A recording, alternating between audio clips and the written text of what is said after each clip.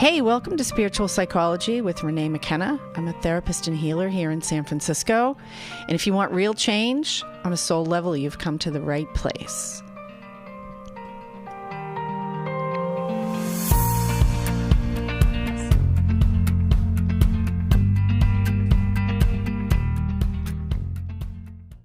I want to talk about turning toward the light and the power of ritual and tradition. And the light can mean many things. We've just passed winter solstice and the days are starting to get longer, although not so noticeable yet. And there are festivals of lights everywhere in the darkness. People crave the light. And of course, Christmas is a festival of lights with Christmas trees and people light up their homes beautifully. And Hanukkah is a festival of lights. And then there's Kwanzaa, and happy Kwanzaa. Why do all these things happen right now? Historically, it's a kind of known fact that Jesus was probably born in April. They could tell that because of the star that was actually an event that happened, and there was some star death happening, and they could kind of gauge when that was. So Jesus was probably born more around the spring equinox than around solstice. But there have always been festivals, I think as far back as people could remember, of coming together in these times of darkness. It's probably not as much work to do, but also people need something to celebrate and to turn toward the light. And God is a source of light, community, nature, our own best self. Light can mean many things beside the actual brightness of something. Light can be our attitudes of gratitude, love, service, generosity, joy, and peace. And those are often the things we wish each other this time of year. And God, of course, is seen as Santa Claus a lot of times. In general, it's both a value and an issue that's left out of the modern Christian tradition of Christmas. The idea that God is Santa Claus. There is a generosity of spirit and asking for what we need, asking for what we want, and receiving it is, for me, a huge part of spiritual practice. But bringing it out of the material world and into the non-physical. And the non-physical is where everything starts. And ritual and tradition bring us back. They bring us back to things we can rely on, to annual cycles, and they remind us of what's the best of humanity, I think, and the deeper wisdom that's always available to us that we get too busy to pay attention to. And so whatever your particular relationship with the traditions that happen this week, it's a time to think about what we bring to whatever we do. And one of the values of darkness is that the distractions can be less. Although this time of year, most of us are super distracted. I know I have a ton of presents to wrap right now. But if we think about it from a deeper standpoint, ritual and tradition bring us back. Tradition reminds us that there are reliable things in the universe. From a natural standpoint, of course, there's the idea that every year the same things happen with the Earth rotating around the sun. And we're at our farthest point from the sun right now, returning back to our closest point, which will be in June. And that happens every year. But if we think deeply about that, one of the things that's amazing, I love the instruction of nature, is that every day is different. Every day has a different length. The sun rises and sets at a different time every day. Same with the moon. The moon rises and sets and has even more complex than the sun. The moon is in a different phase every single day. And what does that have to teach us? Well, I think it has to teach us that we have an opportunity every day to be different, and that things are never the same, which can be encouraging, it can be frightening, it could be sad, it could be hopeful, depending on our circumstances. Often we want to hold on to things that we're enjoying, and we want to get away from things that we aren't enjoying. And the universe reminds us that every day is different, and that although things are impermanent, there is a cycle that we can rely on. The sun will rise again. The light of spring will return, as will the darkness of winter again. And being able to be with those cycles, being able to bring our own best self, our own most authentic self into whatever circumstances are happening for us. And that's, I think, the value of tradition, is that returning, that security. As humans, we are naturally insecure. There's this weird thing that we have, that we are connected and disconnected at the same time. It's the human condition, that on the deepest levels, we are part of higher consciousness, of ultimate reality, and we're hugged to the earth every day by gravity, and yet we often feel completely separate and isolated and can't remember that we're connected. And that's really the power of the traditions, particularly of this time of year. Although I think all traditions involve community and connection, but the Christmas and Hanukkah holidays more than most, particularly because of the gift giving. And people have different relationships with that, and I'm not going to talk about commercialism and consumerism.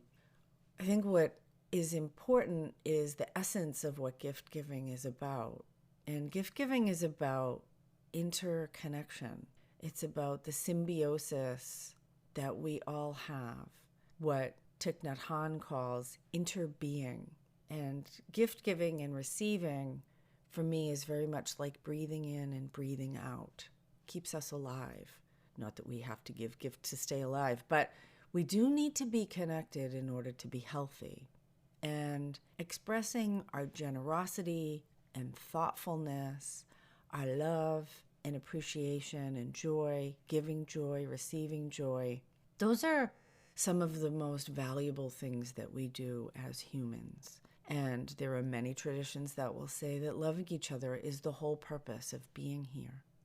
And this is a time gifts are, or can be, an exchange of love on the material plane. And bringing the non-physical, the spiritual, the emotional, into the physical plane is very powerful. And that's what ritual is about. Ritual, spiritual ritual, communal ritual, is about bringing the non-physical into the material world, manifesting these pure principles of love and community and connection and joy, manifesting those, making those not just a feeling that we have inside, but bringing them into the material world and sharing them with other people. Ritual is words or actions which are intentional, that bring the sacred into our daily life or into a particular celebration. And manifesting spirit in the material world is as simple as giving someone a hug or telling them that you love them or appreciate them. And expressing that in physical form is, I believe, what the essence of gift giving is about.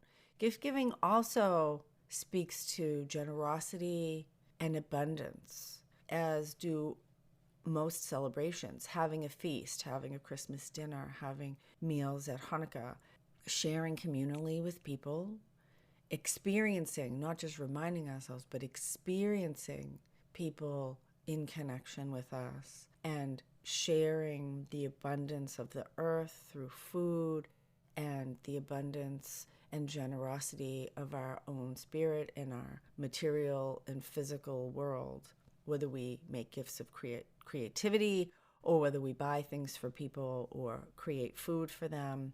There are so many ways that we can exchange life energy. When we give a gift to someone and receive from them, we're exchanging life energy with them in a particular way.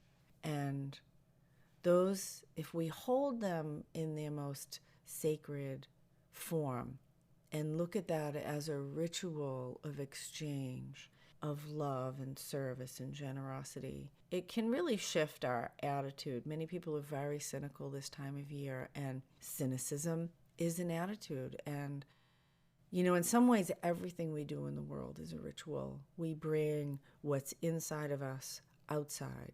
And when we do that consciously, we can intentionally bring, as best we can, our best self, our most authentic self into the world. And we really do reap what we sow. What we put out does come back to us.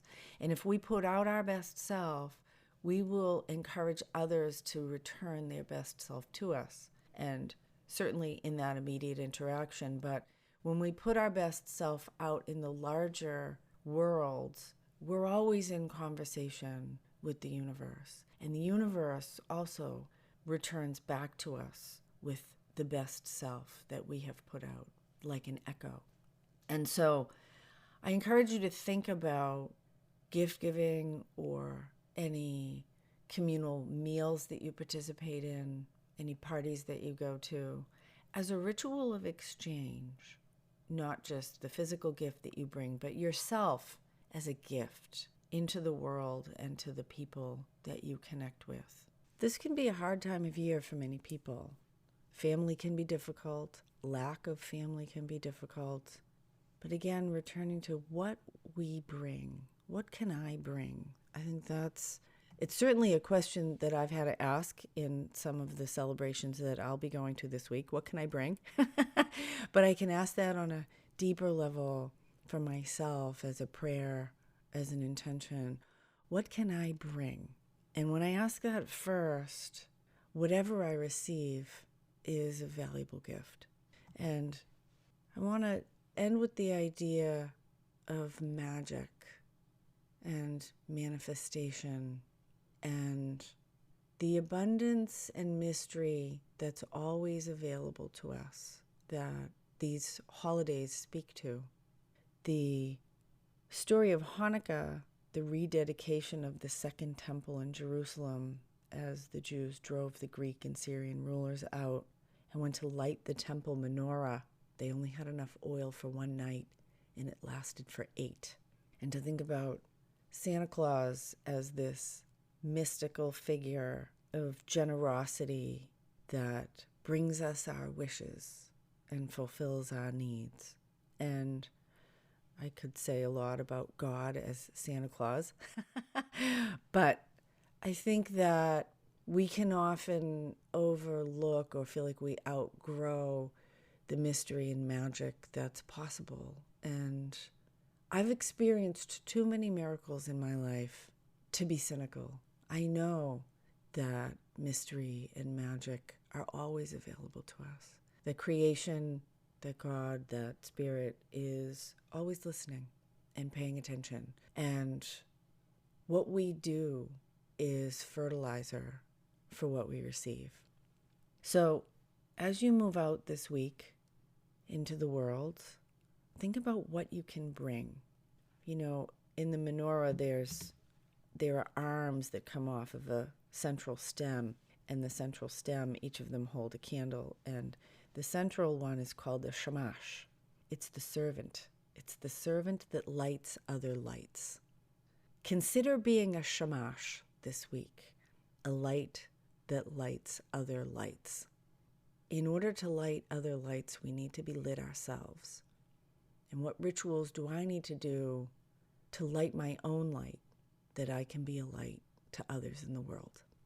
So may you find your own light, and may you be a light to all you interact with in the days that come. Blessings until we meet again. This is Renee LaValle McKenna, and you can look for my new book, Allies and Demons, Working with Spirit for Power and Healing, coming in January. It's going to release January 4th. I'm so excited. And I'm going to have a book release party here in San Francisco. You're welcome to come. You can email me, info@reneemckenna.com, if you want to book an individual session. I have a lot of exciting events coming up. I have a now monthly shamanista drumming circle happening near Ocean Beach in San Francisco about the third Friday of every month. It's a fabulous experience. We actually do a ritual to the goddess of cacao at the beginning, and then we do a shamanic journey. It's beautiful. Share some food, and it's a really beautiful time. Would love for you to come. And look for other workshops coming out of this really powerful work, Allies and Demons. I plan on doing a workshop probably every month in person, and I have a digital course coming out at the end of January. So lots of light to bring to you and hopefully others. Happy Kwanzaa, Merry Christmas, and Happy Hanukkah until we meet again.